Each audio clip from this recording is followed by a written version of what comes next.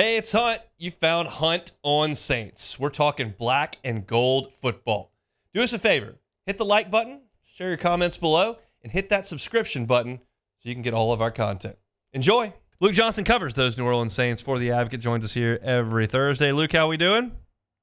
Great, man. Thanks for having me on. Absolutely. Your level of surprise when Andrews Peat was announced to be headed elsewhere?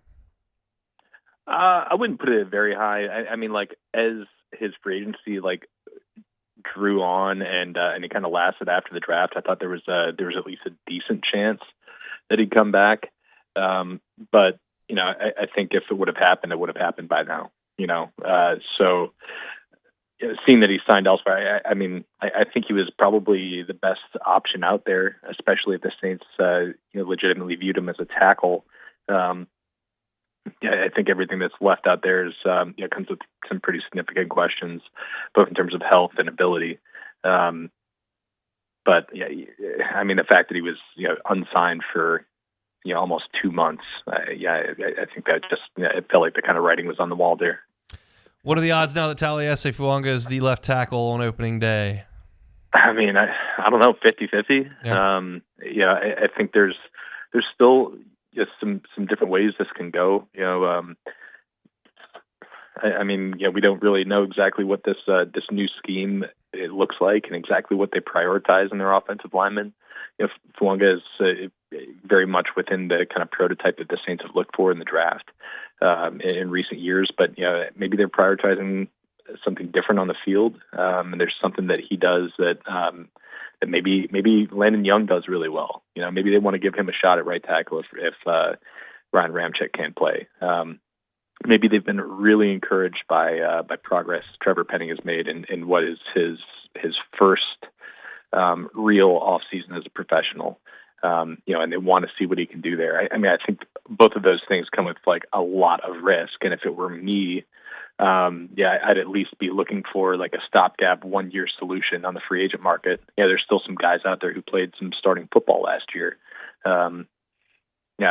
David Bakhtiari's out there. He's got significant injury risk. I think he's played in 13 games the last 3 years. You've got Charles Leno out there who had hip surgery in March. There's an injury question with him out there, and then you got Donovan Smith, who's I think just been an okay tackle throughout his career, but okay might be better than what you have right now. So there's so many different ways this can go, and it's going to actually make the summer really fascinating, I think. Rookie minicamp coming up this weekend. What's the most interesting storyline for you there? It's going to be really hard. I was talking about this with my colleagues the other day. It's really hard to go there and take anything away other than how does Spencer Rattler look?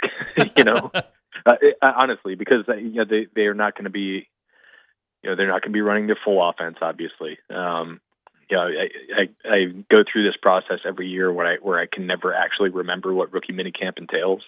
So I don't even know if we're going to see them line up in a formation. Am I going to see, are they playing Fuaga on the right side or on the left side? I have no idea. I can never remember this because I just purge it from my brain every year. But I think you can get excited by the idea of saying they saw some traits they really liked in this 5th round rookie quarterback. Let's see if he can sling it. Let's just see him live and in person and see if some of the hype about just his ability is real. I just think it's gonna be really hard to take away a lot from this one though. So they do have some wide receivers both in the undrafted free agent class and they're just newcomers that are trying to bolster that position beyond the guys that we saw last year. Anybody that you're kind of looking for is catching balls from Spencer Rattler? Yeah. I'm really interested in seeing Bub Means. I think he's a really interesting kind of draft and develop kind of guy. I think he's got nice size. He's got he ran really good 40 time at the combine. Had some pretty explosive plays in his final year at Pitt. I'm looking forward to seeing him. This undrafted rookie tight end Dallin Hooker, I think has a chance. If he can really show that he can translate that catch and run ability he had at Colorado State to the next level, I think he's at the very least an interesting player. They kept 3 tight ends on the roster all last year. I think you're looking at the roster they have right now. I think only 2 you feel really, really good about, and Juwan Johnson and Foster Moreau. And I don't count Taysom Hill toward that number.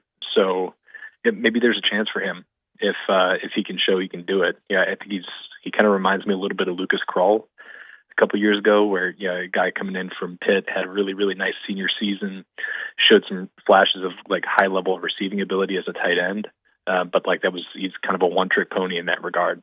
So I just don't know what the path is for him. Like he's probably got to show a little bit as a blocker, and then I really like I'm like blanking on his name right now. He's the kick returner from Idaho. I think Jermaine Jackson. Yeah. I don't know if he's going to add anything as a receiver, but like I do think he's got a really, really good chance of making the team if like this return ability that he showed in college can translate. And I think the Saints have done obviously like a really nice job of finding guys from these small schools with the big time return ability that does translate at the NFL level. Like maybe he's never going to be, what Deontay Hardy was for a couple of years as a receiver, what Rashid Shaheed has shown he can be as a receiver because he's small. He's like 5'7", 175. But that kick return ability, especially with these new rules and teams being incentivized to have 2 returners back there, I think he could potentially be a difference maker if the Saints kind of hit on another one of these guys. Where do you stand on the new kickoff rules? I like them. I think that the NFL is not like doesn't need to be like golf or Major League Baseball where it's beholden to these like hundreds of year old rules. I think it's a game that should be open to change, especially if like you can still maintain some of the player safety stuff that the most recent kickoff rule change before this one was put in place to protect players. If you can maintain some of that while also adding some like exciting elements to the game, I'm all for it. And I think like kickoff returns, punt returns are some of the most exciting plays in football. If you can take away the 250-pound linebacker who's running 20 miles an hour down the field, with getting a 40-yard head start on somebody or 50-yard head start, I think that you can take away some of the big, huge collisions and still get some of the really exciting plays. I completely agree with you. I'm absolutely fine with it. Back to the wide receiver discussion, because I want to dovetail a current member of the actual roster into that discussion. Where do you think A.T. Perry sits as far as this organization goes? I mean, I think as the season is like if you were to put him in training camp today, I think he'd be their number 3. I think there's kind of like probably a battle there with him and Cedric Wilson and out of all the free agents they signed this year, I think Cedric Wilson was the only one they signed to more than a 1-year deal. So he's somebody who I think is in their plans for this year. But I think Perry showed some really nice flashes at the end of last year, and I think he has something that a lot of guys don't have on this roster, and that is size. So there's going to be a role for him, no doubt. It's just that I think what that role looks like, I think it could like have a high degree of variance from week to week, where he could be kind of like more of a matchup guy than really a guy who's playing like 40% of the snaps and they're in 11 personnel all day, or 45, 50% of the snaps. I think he could be somebody who maybe gets like 45, 50 targets this year, 30 catches, 6 touchdowns, something like that. I think that would be a really good year for him. But I think he's going to have to earn that role. Cedric Wilson might be their kind of their slot guy, their underneath guy.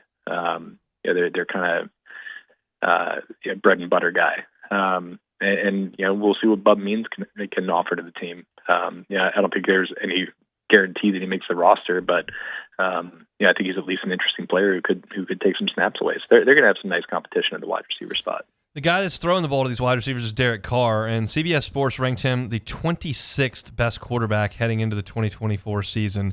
How do you feel about that? Yeah, I think that's way too low. So I think a lot of the criticism on Carr is really overblown, especially locally. I think a lot of the fan base was really, really frustrated with him last year because he wasn't awesome. For like the fact of the matter is he was bad for chunks of the season.